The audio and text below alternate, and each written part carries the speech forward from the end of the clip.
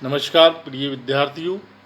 आरोह भाग 1 हिंदी में संकलित कहानी नमक का दरोगा।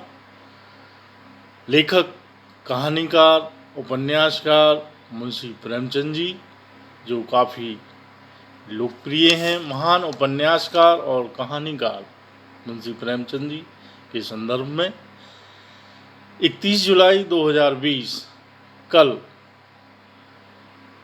उनकी 141वीं जयंती के रूप में हम उन्हें याद करेंगे। प्रेमचंद की कहानियों में समाज की सच्चाई और सत्य, न्याय और निष्ठा के महत्व को उनकी कहानियाँ रेखांकित करती हैं। उनकी कहानियों का उद्देश्य राष्ट्रीय और सामाजिक मुद्दों के संदर्भ में बारे में जनता के बीच जागरूकता पैदा करना है। अपनी क्रांतिकारी लेखनी के दम पर पूरे विश्व में अपनी अमिट और अनुपम पहचान बनाने वाले कालजयी साहित्यकार मुंशी प्रेमचंद की आज 141वीं जयंती है। मुंशी प्रेमचंद का बाहरी स्वरूप, रहन सहन बड़ा ही साधारण था। इन्होंने अपने बारे में बड़ी विनम्रता से कहा था, मैं एक निर्धन अध्यापक हूँ। मेरे जीवन में ऐसा क्या खास है जो मैं किसी से कहूँ। महान उपन्यासकार और कहानीकार मुंशी प्रेमचंद के असाधारण अंतर्मुखी व्यक्तित्व और अमर साहित्यिक कृतियों के बारे में उनके निधन के लगभग 85-86 वर्ष बाद भी हम कफन, गबन, गोदान, निर्मला, ईदगाह, नमक का दरोगा, परीक्षा, दो बैलों की कथा जैसी उनकी कालजयी रचनाएं खुद बोलती हैं। मुंशी प्रेमचंद का जन्म वाराणसी के पास लहमी ग्राम में हुआ था। इन्होंने मुंशी प्रेमचंद के नाम से लगभग 300 से अधिक लघु कथाएं या कहानियां और साथ ही निबंध और उपन्यास लिखे हैं। गोदान उनका अंतिम और सबसे लोकप्रिय उपन्यास रहा। उन्होंने 1936 में इसे लिखा था और साथ ही उनके द्वारा लिखित मंगलसूत्र उपन्यास जो अधूरा था, उनकी पत्नी सरोज देवी रानी ने इसे पूर्ण किया।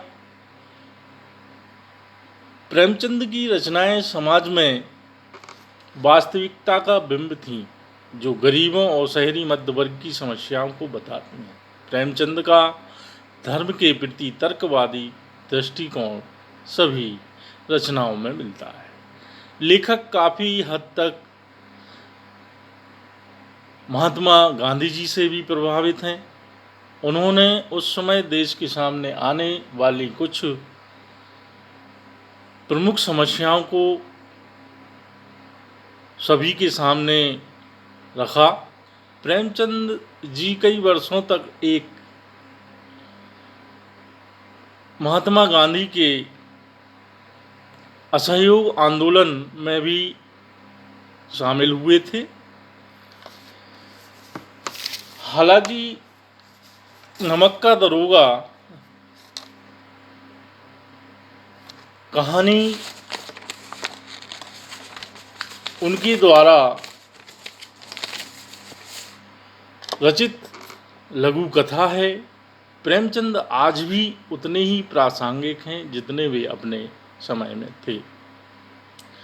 उनकी कहानियों में और उपन्यासों में दर्शाई गई समस्याएं हमारे समाज में आज भी मौजूद हैं। काल्पनिक चरित्रों के चित्रण के माध्यम से हमारे समाज की जिन समस्याओं की उन्होंने अपने समय में चर्चा की, वो आज भी हमारे समाज में मौजूद है और हम उनसे निजात पाने के लिए आज भी अभी भी संघर्ष कर रहे हैं। होरी, धनिया, वंशीधर, पंडित आलोपी दीन, ना जाने कई ऐसे पात्र आज भी हमारे गांवों और शहरों में मौजूद हैं। मुंशी प्रेमचंद की एक कालजयी रचना जो अपने पाठ्यक्रम में शामिल है, नमक का दरोगा, जिसे मैंने बचपन से लेकर अब तक कई बार पढ़ा है। इस कहानी में एक ईमानदार नमक निरीक्षक की कहानी को बताया गया है, जिसने काला बाजारी के विरुद्ध आवाज़ उठाई। यह कहानी धन के ऊपर धर्म के जीत की कहानी है। कहानी में मानव मूल्यों का आदर्श रूप दिखाया, बताया गया है और उसे सम्मानित भी किया गया है। सत्यनिष्ठा, धर्मनिष्ठा, ईमानदारी, कर्तव्य, कर्मपरायणता को विश्व के दुर्लभ गुणों में बताया गया है और अंत में यह शिक्षा दी गई कि एक बेईमान स्वामी भी एक ईमानदार कर्मचारी की तलाश में रहता है। कहानी आज़ादी से पहले की है। नमक का एक नया विभाग बनता है। विभाग में ऊपरी कमाई बहुत ज़्यादा थी, इसलिए सभी व्यक्ति इस विभाग में काम करने को इच्छुक या उत्सुक थे। उस दौर में फारसी भाषा का बोलबाला था और उच्च ज्ञान के बजाय केवल फारसी की प्रेम की कथाएं और श्रृंगार रस के काव्य पढ़कर ही लोग उच्च पदों पर पहुंच जाते थे। मुंशी बंशीधर ने भी फारसी पढ़ी और रोजगार की खोज में निकल पड़े। उनके घर की आर्थिक दशा खराब थी। उनके पिता ने घर से निकलते समय उन्हें बहुत समझाया, जिसका सार यह था कि ऐसी नौकरी करना जिसमें ऊपरी कमाई हो और आदमी तथा अवसर देखकर घूस जरूर लेना। बंशीधर पिता से आशीर्वाद लेकर नौकरी की तलाश में निकल जाते हैं। भाग्य से नमक विभाग के दरोगा के पद की नौकरी उन्हें मिल जाती है, जिसमें वेतन अच्छा, साथ ही ऊपरी कमाई भी ज़्यादा होने की संभावना थी। यह खबर जब पिता को पता चली तो वह बहुत खुश हुए। मुंशी बंशीधर ने 6 महीने में अपनी कार्यकुशलता और अच्छे आचरण से सभी अधिकारियों को मोहित कर लिया। जाड़े के समय एक रात बंशीधर अपने दफ्तर में सो रहे थे। उनके दफ्तर से 1 मील पहले जमुना नदी थी, जिस पर नावों का पुल बना था। गाड़ियों की आवाज़ और मल्लाहों की कोलाहल से उनकी नींद खुली। बंदूक जेब में रखा और घोड़े पर बैठकर पुल पर पहुंचे। गाड़ियों की एक लंबी कतार पुल पार कर रही थी। उन्होंने पूछा, किसकी गाड़ियां हैं? तो पता चला पंडित आलोपी दीन की हैं। मुंशी बंशीधर चौंक पड़े। पंडित आलोपी दीन इलाके के सबसे प्रतिष्ठित जमींदार थे, प्रसिद्ध लोकप्रिय जमींदार थे। लाखों रुपए का व्यापार था उनका। बंशीधर ने जब जांच किया तब पता चला कि गाड़ियों में नमक के ढेले के बोरे हैं। उन्होंने गाड़ियां रोक लीं। पंडित जी को यह बात पता चली तो वह अपने धन पर विश्वास किए बंशीधर के पास पहुंचे और उनसे गाड़ियों के रोकने के बारे में पूछा, जैसा कि होता है। पंडित जी ने बंशीधर को रिश्वत देकर गाड़ियों को छोड़ने को कहा, परंतु बंशीधर अपने कर्तव्य पर अड़िग रहे और पंडित जी को गिरफ्तार करने का हुक्म दे दिया। पंडित जी आश्चर्यचकित रह गए। पंडित जी ने रिश्वत को बढ़ाया भी, परंतु बंशीधर जी नहीं माने और पंडित जी को गिरफ्तार कर लिया गया। अगले दिन यह खबर हर तरफ चारों तरफ फैल गई। पंडित अलोपीदीन के हाथों में हथकड़ियाँ डालकर अदालत में लाया गया। हृदय में गिलानी और क्षोभ और लज्जा से उनकी गर्दन झुकी हुई थी। सभी लोग चकित थे कि पंडित जी कानून की पकड़ में कैसे आ गए। सारे वकील और गवाह पंडित जी के पक्ष में थे। बंशीधर के पास केवल सत्य का बल था। न्याय की अदालत में पक्षपात चल रहा था। मुकदमा तुरंत समाप्त हो गया। पंडित अलोपीदीन को सबूत के अभाव में रिहा कर दिया गया। बंशीधर की उद्दंडता और विचारहीनता के बर्ताव पर अदालत ने दुख जताया, जिसके कारण एक अच्छे व्यक्ति को कष्ट झेलना पड़ा। भविष्य में उसे अधिक होशियार रहने को कहा गया।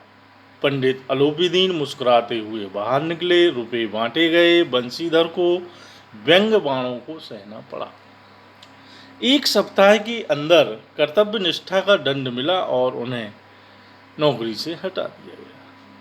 पराजित हृदय शोक और खेद से व्यथित अपने घर की ओर चल पड़े। घर पहुंचे तो पिताजी ने कड़वी बातें सुनाई। वृद्धा माता को भी दुख हुआ। पत्नी ने कई दिनों तक सीधे मुंह तक बात नहीं की। एक सप्ताह बीत गया। संध्या का समय था। बंशीधर के पिता राम नाम की माला जप रहे थे। तभी वहां एक सजा हुआ एक रथ आकर रुका। पिता ने देखा पंडित अलोपीदीन हैं। झुककर उन्हें दंडवत किया और चापलूसी भरी बातें करने लगे। साथ ही अपने बेटे को कोसा भी। पंडित जी ने बताया कि उन्होंने कई रईसों और अधिकारियों को देखा और सबको अपने धनबल का गुलाम बनाया। ऐसा पहली बार हुआ जब कोई व्यक्ति ने अपनी कर्तव्य निष्ठा द्वारा उन्हें हराया हो। बंशीधर ने जब पंडित जी को देखा तो स्वाभिमान सहित उनका सत्कार किया। उन्हें लगा कि पंडित जी उन्हें लज्जित करने आए हैं, परंतु पंडित जी की बातें सुनकर उनके मन का मैल मिट गया और पंडित जी की बातों को उनकी उदारता बताया। उन्होंने पंडित जी को कहा कि उनका जो हुक्म होगा वे करने को तैयार हैं। इस बात पर पंडित जी ने स्टाम्प लगा हुआ एक पत्र निकाला और उसे प्रार्थना स्वीकार करने को बोला। बंशीधर ने जब कागज पढ़ा तो उसमें पंडित जी ने बंशीधर को अपनी सारी जायदाद का स्थायी मैनेजर नियुक्त किया। कृतज्ञता से बंशीधर की आंखों में आंसू आ गए और उन्होंने कहा कि वे इस पद के योग्य नहीं हैं। इस पर पंडित जी ने मुस्कुराते हुए कहा कि उन्हें अयोग्य व्यक्ति ही चाहिए। बंशीधर ने कहा कि उनमें इतनी बुद्धि नहीं कि वह यह कार्य कर सकें। पंडित जी ने बंशीधर को कलम देते हुए कहा कि उन्हें विद्वान नहीं चाहिए बल्कि धर्मनिष्ठ व्यक्ति चाहिए। बंशीधर ने कांपते हुए मैनेजरी के कागज पर दस्तखत कर दिए। पंडित अलोपीदीन ने बंशीधर को खुशी से गले लगा लिया। तो मेरे प्रिय विद्यार्थियों, नेक इरादों का अंजाम अच्छा ही होता है। मन में सद्भाव हो तो उसके सद्भावना हो, सद्भाव हो तो उसके परिणाम बेहतर निकलते हैं। एक नौजवान जब नौकरी की तलाश करता है तो उसे ऊपर की आमदनी में हाथ आजमाने को कहता है, जिससे से अधिक आमदनी हो व गृहस्थी चलाने में कठिनाई ना हो। लेकिन नमक विभाग में नौकरी कर रहे बेटे ने झूठ की राह पर न चलने का फैसला किया। प्रेमचंद की नमक का दरोगा इस कहानी के माध्यम से प्रेमचंद ने अपनी समाज की सच्ची तस्वीर को दिखाने का हर संभव प्रयास किया। इस कहानी से एक संदेश यह भी है कि ईमानदार व्यक्ति की कद्र बेईमान व्यवसायी भी करते हैं, क्योंकि अपना अवैध कारोबार चलाने के लिए उन्हें भी ईमानदार लोगों की ज़रूरत पड़ती है।